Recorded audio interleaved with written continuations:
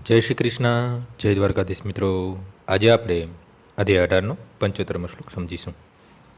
વ્યાસ પ્રસાદાતચ્યુત વાનેદ ગૃહ્ય મહં પરમ યોગમ યોગેશ્વરા કૃષ્ણાત સાક્ષાત કથયત સ્વયં. વ્યાસદેવની કૃપાથી મેં આ પરમ ગૃહ્ય સંવાદ પ્રત્યક્ષપણે યોગેશ્વર કૃષ્ણના મુખેથી અર્જુનને કહેવામાં આવતો સાંભળ્યો છે. વ્યાસ સંજયના ગુરુ હતા અને સંજય સ્વીકારે છે કે વ્યાસની કૃપાથી જ તે પૂર્ણ પુરુષોત્તમ પરમેશ્વરને સમજી શક્યો.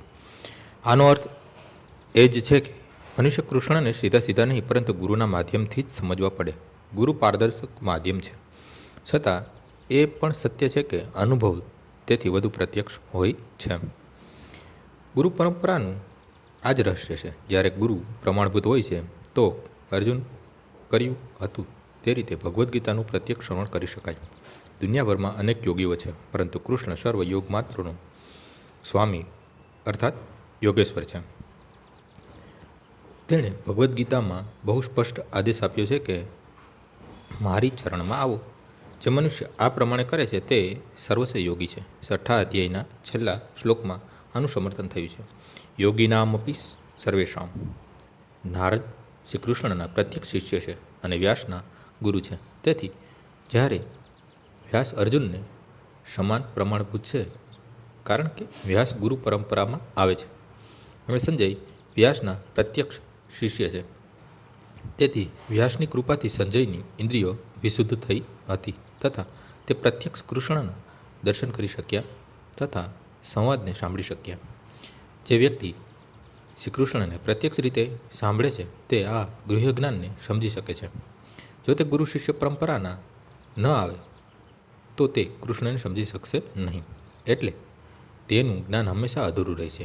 ભગવદ્ ગીતા સમજવાની બાબતમાં તો ખરું જ. ભગવદ્ ગીતામાં કર્મયોગ, જ્ઞાનયોગ તથા ભક્તિયોગ એમ બધા યોગ માર્ગનું નિરૂપણ થયું છે.